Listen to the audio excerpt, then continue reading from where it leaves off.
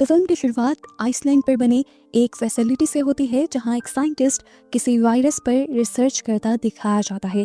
अचानक उसकी बॉडी में अजीब बदलाव आते हैं और वो खुद गन निकाल कर अपने आप को ही शूट कर लेता है, जिसके बाद सीन कट होकर हमें हमारे मेन कैरेक्टर डॉक्टर स्वान को दिखाया जाता है, जो इस टाइम आइसलैंड पर मौजूद एक वायरस जो कि अभी बर्फ में जमा हुआ था उसके बारे में अपने स्टूडेंट्स को पढ़ा रहे थे। लेक्चर के बाद एक सीनियर डॉक्टर आकर डॉक्टर स्वान को बताते हैं कि हमारा आइसलैंड वाले साइंटिस्ट से कोई कांटेक्ट नहीं हो पा रहा। मुझे डर है कि उसकी जान को वहाँ कोई खतरा हो सकता है, और वैसे भी उसने मुझे आखिरी कॉल में ये बताया था कि उसके हाथ कोई बहुत बड़ी इंफॉर्मेशन लगी है, हमें वो इंफॉर्मेशन भी हर हाल में चाहिए। इसीलिए वो डॉक्टर स्वैन के साथ साथ उनके बेस्ट फ्रेंड डॉक्टर माइकल को भी इसी प्रोजेक्ट के सिलसिले में आइसलैंड भेजने का फैसला करते हैं। वहाँ जाकर ये दोनों पहले डॉक्टर को ढूंढते हैं जिसका अब कुछ पता नहीं था, पर इन्हें यहाँ होने वाली रिसर्च को कंटिन्यू करने पर पता चलता है कि वो वायरस जो आइसलैंड पे फ्रीज था उनके रिसर्च के लिए मेल्ट करने पर तेजी से फैलने लगा। ये वायरस बहुत ही ज्यादा खतरनाक था और इस रिसर्च फैसिलिटी में आने की वजह से ये दोनों भी अब उसी वायरस से इन्फेक्टेड हो चुके थे। ये खबर लेकर ये लोग वापस आ जाते हैं और आते ही इन्हें सबसे अलग कर दिया जाता है, इस डर में कि कहीं इनसे वायरस फैलने न लग जाए। इन्फेक्टेड होने की वजह से इन दोनों की तबीयत काफी बिगड़ रही थी, पर टेस्ट होने पर इनकी बॉडी में जब खास चेंजेस नहीं देखे गए तो इन्हें घर भेज दिया गया। हालांकि स्वैन अपनी रिपोर्ट खुद देखना चाहते थे, पर प्रोफेसर ने डॉक्टर स्वैन को कहा कि इसकी जरूरत नहीं और दोनों को ही घर भेज दिया। माइकल घर जाते ही अपनी फ्रेंड से मिला और जब वो गले मिल रहा था तभी अचानक उसे पता नहीं क्या हुआ, वो उसकी गर्दन पे काटने लगा। लेकिन अगले ही सेकंड उसे रियलाइज हुआ कि ये सब उसका वहम था। अपने ही वहम से वो इतना डर गया था कि उसे खौफ था कि कहीं वो अपने दोस्त को नुकसान न पहुंचा दे, इसीलिए वो सख्ती से अपने दोस्त को अपने घर से भेज देता है। थोड़ी देर गुजरती है और माइकल अपनी बॉडी में और भी ज्यादा चेंजेस फील करने लग जाता है।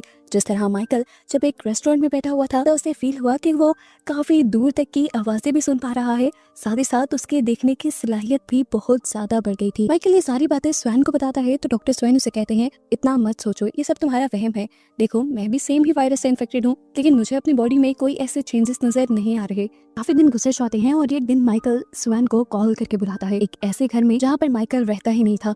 स्वान जल्दी से वहाँ पहुंचा तो उसने देखा कि वहाँ एक लड़की का मर्डर हुआ था, वो भी इतने बुरे तरीके से कि जैसे किसी ने उसके ऊपर हमला किया हो, किसी जानवर ने उसके ऊपर हमला किया हो। माइकल भी उसके सामने बैठा बहुत परेशान था। उसने डॉक्टर स्वैन को बताया कि मैं इस लड़की की मदद करने के लिए इसे बाहर से घर लेकर आया था, वहाँ पर लड़के इसे तंग कर रहे थे, लेकिन उसके बाद क्या हुआ मुझे कुछ याद नहीं, मैंने इसे नहीं मारा। ये देखते हुए डॉक्टर स्वैन पुलिस को कॉल करने लगते हैं तो माइकल उसे रोक देता है और कहता है कि इस तरह सारा इल्जाम मुझ पर आ जाएगा, तुम पुलिस को कॉल ना करो। माइकल की बात मानते हुए स्वैन घर तो चला जाता है, लेकिन उसके दिमाग में अभी तक वही मर्डर चल रहा था, इसलिए सुबह होने पर उसने पुलिस स्टेशन जाकर उस मर्डर की रिपोर्ट कर दी और ऐसे सबसे पहले पुलिस वालों ने उसे ही पकड़ लिया एक जुर्म को छुपाने के जुर्म में, और माइकल को पकड़ने के लिए भी उन्होंने टीम भेज दी। यहाँ पर हम माइकल को देखते हैं जो सुनसान वीरान रास्ते पर एक लड़की का पीछा करने लग जाता है, और जब वो लड़की एक टनल तक पहुंचती है तो वहां जाते ही वो उस लड़की के ऊपर हमला कर देता है, और इतनी ही देर में पुलिस वाले भी यहाँ पर माइकल को पकड़ने के लिए आ जाते हैं।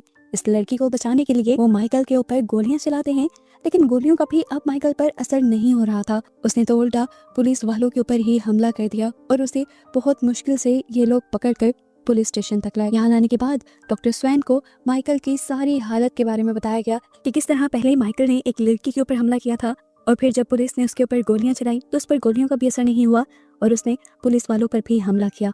स्वैन को अब समझ आ गया था कि ये सब क्यों हो रहा है। वो पुलिस ऑफिसर से कहता है कि ये सब माइकल नहीं कर रहा, उसके अंदर मौजूद वायरस ये सब उससे करवा रहा है। थोड़ी देर में डॉक्टर स्वैन को खबर मिलती है कि सिर्फ माइकल ही नहीं बल्कि बहुत से और लोग भी ऐसे हैं जो इंसानों के ऊपर हमला कर रहे हैं, जैसा कि एक डेंटिस्ट। अभी ये लोग कम थे। जब इन लोगों के बारे में डॉक्टर स्वैन माइकल से पूछते हैं तो माइकल बताता है कि डेंटिस्ट के पास मैं इलाज करवाने गया था और बाकी लोगों का मुझे नहीं पता। यहाँ स्वैन ये अंदाजा लगा लेता है कि अगर माइकल डेंटिस्ट के पास गया होगा तो जरूर डेंटिस्ट भी उसी वायरस से इन्फेक्टेड हो गया होगा और उसने आगे लोगों को भी इन्फेक्टेड कर दिया होगा, यानी ये वायरस एक इंसान से दूसरे इंसान में बहुत तेजी से फैल रहा है।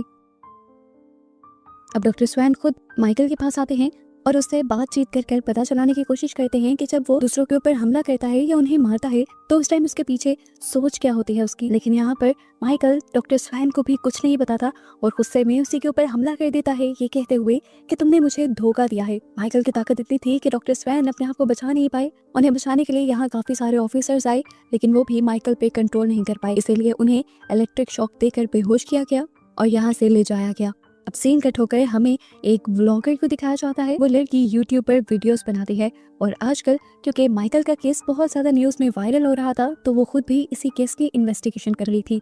उसे अपने व्लॉग के लिए कुछ ऐसी इन्फॉर्मेशन भी चाहिए थी जो बाकी सभी न्यूज चैनल्स के पास ना हो, जिसके लिए वो एक पुलिस ऑफिसर को पैसे देकर उससे न्यूज ले रही थी माइकल की। अब वो उसी पुलिस ऑफिसर की हेल्प लेते हुए माइकल के रूम तक भी पहुंच जाती है, जहाँ पर इस टाइम माइकल को बेहोश करके रखा गया था। ये लड़की यहाँ माइकल से बात करती है और उससे उन इंसानों के बारे में पूछने लगती है जिनका उसने मर्डर किया। वो पूछती है कि क्या जिन लोगों को आपने मारा उनसे आपकी कोई दुश्मनी थी। ये सारी बातें सुनकर माइकल गुस्से से पागल हो जाता है और उसके दांत बड़े बड़े किसी मॉन्स्टर के दांतों में बदलने लग जाते हैं। अब तो वो ना बिहेव इंसानों जैसा कर रहा था और ना ही दिखने में इंसानों जैसा लग रहा था। वो लड़की डर कर चिल्ला देती है और यहाँ पर बहुत सारे ऑफिसर्स आ जाते हैं माइकल को कंट्रोल करने के लिए, लेकिन माइकल अपने एक ही हाथ से सबको दूर गिराता जा रहा था।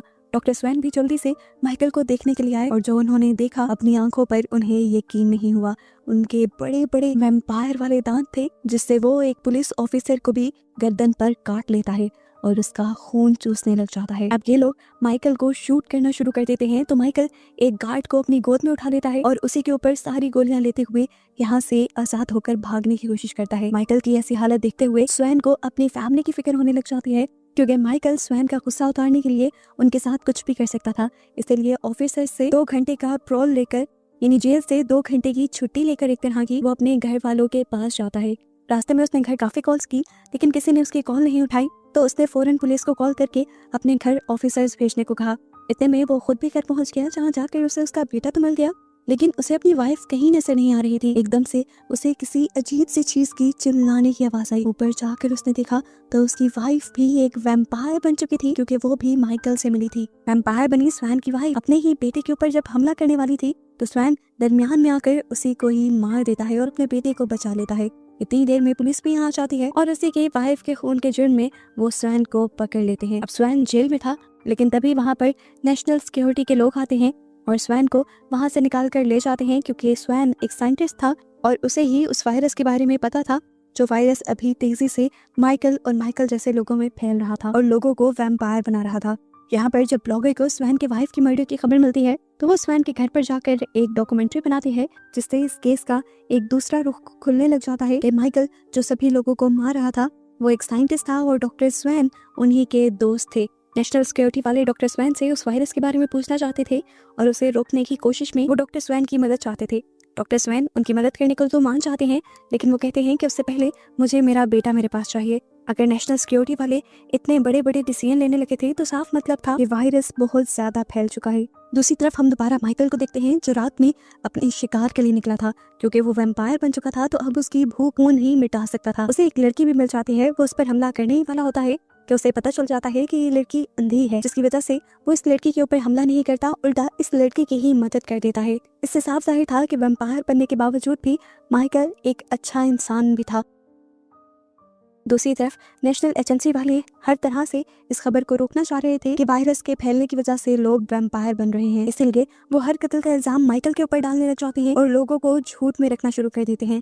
यहाँ नेशनल एजेंसी के लोग डॉक्टर स्वैन को एक लैब तैयार करके देते हैं जहाँ पर वो इस वायरस का एंटीडोट बनाएंगे और यहीं पर डॉक्टर स्वैन के लिए उनकी असिस्टेंट को भी बुला दिया जाता है। डॉक्टर स्वैन इतने मुश्किल माहौल में अपने एक दोस्त को देखकर बहुत ज्यादा खुश हुए थे। अब हम माइकल की फ्रेंड को देखते हैं जो काफी मर्तबा माइकल से मिल चुकी थी, जिसकी वजह से वायरस अब उसको भी इन्फेक्टेड कर रहा था। वो भी थोड़ी तकलीफ सहने के बाद एक वैम्पायर बन जाती है और सबसे पहले अपनी बहन के ऊपर हमला करके उसका खून पीती है।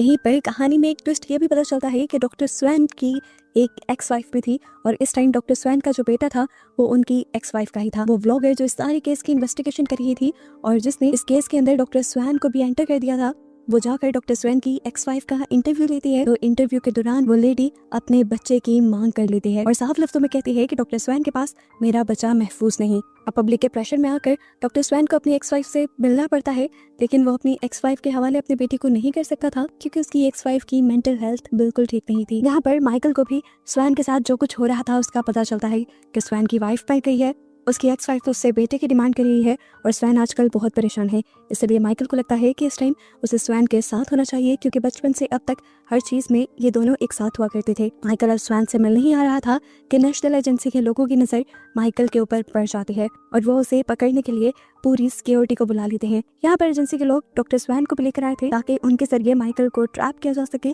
लेकिन जब तक ये लोग लोकेशन पर पहुंचे तो इन्हें वहाँ करीबी जंगलों में माइकल के बजाय अपने ही ऑफिसर की लाश मिली, जिसे जरूर माइकल ने ही मारा था। स्वैन जानता था कि माइकल अभी यहीं कहीं छुपा होगा। एजेंसी के लोग माइकल को मारने की प्लानिंग कर देते हैं तो स्वैन साइड पर जाकर जल्दी से माइकल को कॉल करके बता देता है कि तुम यहाँ से भाग जाओ, ये लोग तुम्हें मारना चाहते हैं। माइकल वहाँ से भाग जाता है और एजेंसी के हाथ कुछ नहीं रहता। अब एजेंसी के लोग डॉक्टर स्वैन पर ही नाराज हो रहे थे क्योंकि माइकल को भगाने में उनका हाथ था इस चीज का उनके पास, लेकिन अभी तक कोई सबूत नहीं था। इसलिए एजेंसी वाले एक और मर्तबा डॉक्टर स्वैन को मौका देते हैं और उन्हें सिर्फ 24 घंटे का वक्त देते हैं माइकल को ढूंढने के लिए। हम देखते हैं यहाँ पर डॉक्टर स्वैन का जो गार्ड था वो भी वैम्पायर बन चुका था। लैब के अंदर जैसे ही वो डॉक्टर स्वैन के असिस्टेंट के ऊपर हमला करता है तो डॉक्टर स्वैन की असिस्टेंट को बचाने के लिए उस गार्ड को मार दिया जाता है और इससे डॉक्टर स्वैन सदमे में चले जाते हैं क्योंकि एक एक करके उनके अपने ही लोग मारे जा रहे थे। वो वायरस तेजी से फैलने लगा था। यहाँ पर अब स्वैन एजेंसी वालों से कहता है, ठीक है मैं माइकल को पकड़ने जाऊंगा, लेकिन एक शर्त पर कि मैं अकेला ही जाऊंगा। एजेंसी वाले उसकी बात मान जाते हैं और डॉक्टर स्वैन डॉक्टर माइकल से मिलने के लिए जाता है। वो डॉक्टर माइकल को बताता है कि ये वायरस कितना तेजी से फैल रहा है और इंसान कितनी जल्दी वैम्पायर्स में बदल रहे हैं, ऐसे दूसरे इंसानों को भी खतरा है, तो बेहतर यही है कि तुम अपने आप को एजेंसी के हवाले कर दो ताकि तुम्हारा इलाज भी किया जा सके और एंटीडोट भी बनाया जा सके। लेकिन यहाँ पर माइकल एजेंसी के साथ कोई कॉम्प्रोमाइज करने के लिए तैयार नहीं था। अब जिस टाइम डॉक्टर स्वैन और माइकल बात ही कर रहे थे उसी टाइम पीछे से एजेंसी का एक गार्ड माइकल के ऊपर गोली चला देता है। यानी एजेंसी वालों ने स्वैन की बात नहीं मानी थी, उन्होंने स्वैन के पीछे अपने गार्ड्स भेज दिए थे और इस तरह माइकल को लगा कि स्वैन एक मर्तबा फिर उसे धोखा दे रहा था। शुक्र था कि उस हमले से माइकल बच गया और बचाने वाले भी कोई और नहीं बल्कि सारे वैम्पायर्स ही थे जो इस टाइम सारे मिलकर माइकल के पास आ रहे थे। माइकल के पास आकर ये सभी वैम्पायर्स कहते हैं, तुम हमारे लीडर हो क्योंकि तुम हम में सबसे पहले वैम्पायर बने हो। अगर हम लोग ऐसे अकेले अकेले रहे तो इंसान बड़ी आसानी से हमें मार देंगे। हमें अपने सर्वाइवल के लिए इंसानों से लड़ना होगा। माइकल को इन लोगों की बातें समझ आ जाती हैं और वो सभी वैम्पायर्स का लीडर बन जाता है, वो भी स्वैन के सामने। स्वैन बहुत ज्यादा गुस्से में था। वो एजेंसी आते ही अपनी बॉस से पूछता है कि आपने हमारे पीछे गार्ड्स क्यों भेजे। उसकी बॉस साफ इनकार कर रही थी कि मैंने कोई गार्ड्स नहीं भेजे, हालांकि उनके मुंह से लग रहा था कि वो झूठ बोल रही हैं। थोड़ी ही देर गुजरती है, जब वही बॉस घर जाने लगते हैं तो कार ब्लास्ट में उनकी मौत हो जाती है और इस सब के पीछे भी वैम्पायर्स ही थे। बॉस के मरते ही इस एजेंसी को लीड करने के लिए एक जर्नल को भेज दिया जाता है। जो जर्नल यहाँ का कमांड हासिल करते ही सभी वैम्पायर्स बने लोगों को मारने का हुक्म दे देते हैं। साथ ही उन लोगों को भी मारने का हुक्म दे दिया जाता है जो अभी तक वैम्पायर तो नहीं बने लेकिन वैम्पायर वाले वायरस से जरूर इन्फेक्टेड हैं। स्वैन उन्हें मना करता है कि ये करना बिल्कुल ठीक नहीं। यहाँ दिखाया जाता है कि माइकल ने एक अबेंडेंट यानी खाली घर ढूंढ के अपने सभी वैम्पायर्स को वहां छुपा लिया था। दूसरी तरफ जर्नल को भी एक ऐसी जगह का पता चलता है जहाँ पर कुछ वैम्पायर्स हैं और वो दूसरे लोगों को अपना विक्टिम यानी अपना शिकार बना रहे हैं। उन इंसानों को रेस्क्यू करने के लिए फौरन एक ऑपरेशन शुरू किया जाता है, जिस ऑपरेशन में उन्होंने बहुत सारे रेंजर्स भेजे थे और स्वैन को भी साथ ही भेजा था। ये लोग स्वैन को उसकी हिफाजत के लिए एक गन भी दे देते हैं जो आज तक स्वैन को चलानी भी नहीं आती थी। यहाँ हमें पता चलता है कि असल में माइकल की फ्रेंड ही यहाँ पर वैम्पायर थी जो सबको काट काट के उनका खून पी रही थी। लेकिन यहाँ पर रेंजर्स के आते ही वो खुद भी ऐसी ही एक्टिंग करना शुरू कर देती है कि जैसे वो खुद किसी वैम्पायर की शिकार हो और उन सबको रेस्क्यू कर लिया जाता है जिनकी हिफाजत की जिम्मेदारी डॉक्टर स्वैन को दे दी जाती है। अब बाकी रेंजर्स के यहाँ से जाते ही यहाँ स्वैन के पास जो गार्ड था, माइकल के फ्रेंड ने सबसे पहले उसके ऊपर हमला किया था। उसे मारकर वो उसका खून पीती है, जिसके बाद वो स्वैन के ऊपर भी हमला कर देती है। इससे पहले कि वो स्वैन को भी काट लेती, पीछे से कुछ लोग उसे शूट करने लग जाते हैं। इन लोगों की आवाजें सुनकर वो पहले उन्हीं से निमटने के लिए बाहर निकलती है और जैसे ही बस से नीचे उतरती है तो वो लोग फौरन ही उसके ऊपर फायरिंग शुरू कर देते हैं, जिनसे बचने के लिए अब उसे यहाँ से भागना पड़ता है। इसके बाद यही लोग स्वैन से कहकर बस में बैठे सभी लोगों को बाहर निकाल लेते हैं जिनके ऊपर अभी कुछ देर पहले वैम्पायर ने हमला किया था और इन्हें लगता था कि कुछ ही देर में ये इंसान भी वैम्पायर्स में बदल जाएंगे। इसीलिए ये पागल इंसान यहाँ पर सभी विक्टिम्स को गोली मारकर खत्म कर देते हैं। अब इस सारे हमले की खबर माइकल को भी हो जाती है और माइकल इसके जवाब में एक वीडियो बनाता है और सारे ही दुनिया वालों को बताता है कि मैं कोई दहशतगर्द नहीं हूँ और ना ही मैं लड़ाई को अच्छा समझता हूँ, लेकिन जिस तरह मेरे जैसे लोगों को मारा जा रहा है मैं उनके बचाव के लिए जरूर एक फौज बनाऊंगा और इंसानों से उनकी हिफाजत करूंगा। ये वीडियो स्वैन को भी दिखाई जाती है और स्वैन बहुत ज्यादा परेशान हो जाता है, जबकि नेशनल सिक्योरिटी एजेंसी के लोग फौरन सभी वैम्पायर्स को पकड़ पकड़ कर मारने का ऑर्डर दे देते हैं। यहाँ हम माइकल के फ्रेंड को देखते हैं जो किसी तरह उन गुंडों से बचकर जंगल में भाग आई थी। यहाँ पर उन्हें कुछ और वैम्पायर भी मिल जाते हैं जिनसे वो कहती है कि मुझे माइकल के पास ले जाओ। यहाँ स्वैन को एक और शॉकिंग खबर ये मिलती है कि उसका बेटा भी इन्फेक्टेड हो चुका है और एक वैम्पायर बनने वाला है। वो जानता था कि अगर इस चीज की खबर एजेंसी को हो गई तो एजेंसी वाले फौरन ही उसे मार देंगे, इसीलिए वो अपनी असिस्टेंट के साथ उसे लैब के अंदर ही छुपा लेता है और फिर माइकल से मिलने के लिए निकलता है। अभी वो रास्ते में ही था कि उसे एजेंसी वाले लोग वापस पकड़कर एजेंसी ले आए और उसे उसकी कॉल हिस्ट्री दिखाई गई जिसमें उसने काफी मर्तबा माइकल से कॉन्टेक्ट किया था। इसमें वो कॉल भी थी जब स्वैन ने माइकल को भागने को कहा था एजेंसी के लोगों से बचने के लिए। दूसरी तरफ हम देखते हैं कि माइकल की असिस्टेंट माइकल के बेटे को लेकर अब उनके एक प्रोफेसर के पास जाने का फैसला करती है जो साइंटिस्ट थे और उसका इलाज कर सकते थे। लेकिन वहां जाने पर उसे पता चलता है कि अब ये साइंटिस्ट भी वैम्पायर बन चुके थे जो उनके ऊपर हमला करने ही वाले थे। लेकिन तभी स्वैन की असिस्टेंट यहाँ से उस बच्चे को भगा देती है और आखिर वो वैम्पायर स्वैन की असिस्टेंट के ऊपर हमला कर देता है। जबकि अगले ही सीन में हमें दिखाया जाता है कि स्वैन का बेटा अकेला ही जंगलों में भटक रहा था। यहाँ एजेंसी में भी इस चीज की खबर सबको हो गई थी कि स्वैन का बेटा एक वैम्पायर बन चुका है और उन्हें ये भी बात मालूम हो जाती है कि स्वैन ने अपनी असिस्टेंट के जरिए उसे यहाँ से भगा दिया था। इसीलिए वो स्वैन को कहते हैं कि तुम अपने बेटे को और अपनी असिस्टेंट को यहाँ वापस बुलाओगे। लेकिन वो जानता था कि ये लोग उसके बेटे को एक एक्सपेरिमेंट बना के रख देंगे, इसीलिए वो उसे बुलाने के बजाय खुद भी यहाँ से भागने की कोशिश करता है। लेकिन एजेंसी की सिक्योरिटी गार्ड्स उसे पकड़ लेते हैं। जिसके बाद अब कहानी में आते हैं एक FBI ऑफिसर निकोलस जो स्वैन को नेशनल सिक्योरिटी एजेंसी से निकालने में मदद करते हैं और उन्हें आजाद कर देते हैं, ये कहते हुए कि इस टाइम तुम्हारे बेटे को तुम्हारी जरूरत होगी, जब तुम चाहो तो वापस आ जाना। मैं जानता हूँ कि तुम अपने बेटे को ठीक भी कर सकते हो। उसकी बातों को सुनकर स्वैन बहुत ज्यादा हैरान हुआ तो FBI ऑफिसर ने उसे कहा, मैं नेशनल सिक्योरिटी एजेंसी के लोगों की तरह वैम्पायर्स को मॉन्स्टर नहीं समझता बल्कि उन्हें बीमार मानता हूँ और ये भी उम्मीद रखता हूँ कि वो ठीक हो जाएंगे तुम्हारी मदद से, इसलिए मैं तो उन्हें खत्म करने के भी खिलाफ हूँ। जबकि नेशनल सिक्योरिटी एजेंसी वाले तो उन सबको मारना चाहते हैं। यहाँ डॉक्टर स्वैन सबसे पहले अपने बेटे को ढूंढते हुए अपने क्लीग के घर जाते हैं, उन्हीं प्रोफेसर के घर जाते हैं जहाँ पर जाने का उन्होंने अपनी असिस्टेंट से कहा था। यहाँ पर उन्हें अपनी असिस्टेंट की लाश मिलती है जिसे देखकर वो टूट गए थे और अपना बेटा भी कहीं नहीं मिलता।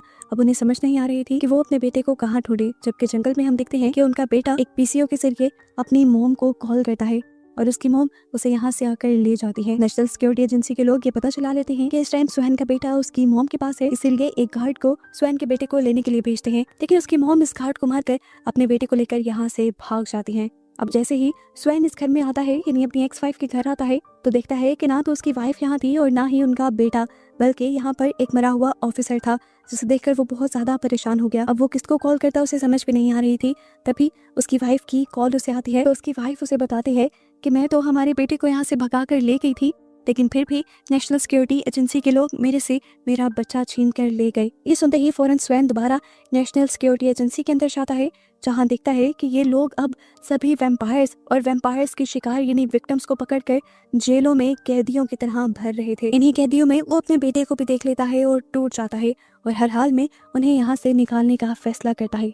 स्वैन जल्दी से अंदर आता है और अपने बेटे को लेकर जब यहाँ से जाने ही वाला होता है तो एक वैम्पायर उसे देखकर बहुत ज्यादा गुस्से में आ जाता है और अपने बड़े बड़े से दांत निकालकर वो स्वैन पर हमला करने ही वाला होता है कि पीछे से गार्ड्स आकर उसे गोलियां चलाकर रोक देते हैं। जिसके बाद एजेंसी के लोग आकर स्वैन को और उसके बेटे को अपने साथ ले जाते हैं। थोड़ी ही देर में नेशनल सिक्योरिटी एजेंसी के अंदर FBI के लोग आ जाते हैं। FBI वाले नेशनल सिक्योरिटी एजेंसी को एक परमिशन लेटर दिखाते हुए स्वैन और उसके बेटे को यहाँ से ले जाते हैं, जहाँ जाकर स्वैन FBI की चीफ से मिलता है जो उसे बताती हैं कि मैं तुम्हारे साथ मिलकर वैम्पायर्स को ठीक करने के लिए वैक्सीन बनाना चाहती हूँ। साथ ही वो नहीं चाहती थी कि वैम्पायर्स को मुजरिमों की तरह ट्रीट किया जाए, ऐसे उनके अंदर का इंसान मर सकता था। वो इन सभी वैम्पायर्स को भी आजाद करवाना चाहती थी और ये सारा मामला नेशनल सिक्योरिटी एजेंसी के हाथ से लेकर अपने अंडर करना चाहती थी। वो स्वैन को अपना आइडिया शेयर करती है कि वो सभी वैम्पायर बने इंसानों को एक फैसिलिटी के अंदर रखेंगे जहाँ पर उनका इलाज होगा और एक जगह रहने की वजह से वायरस बाहर भी नहीं फैलेगा। स्वैन भी यही चाहता था,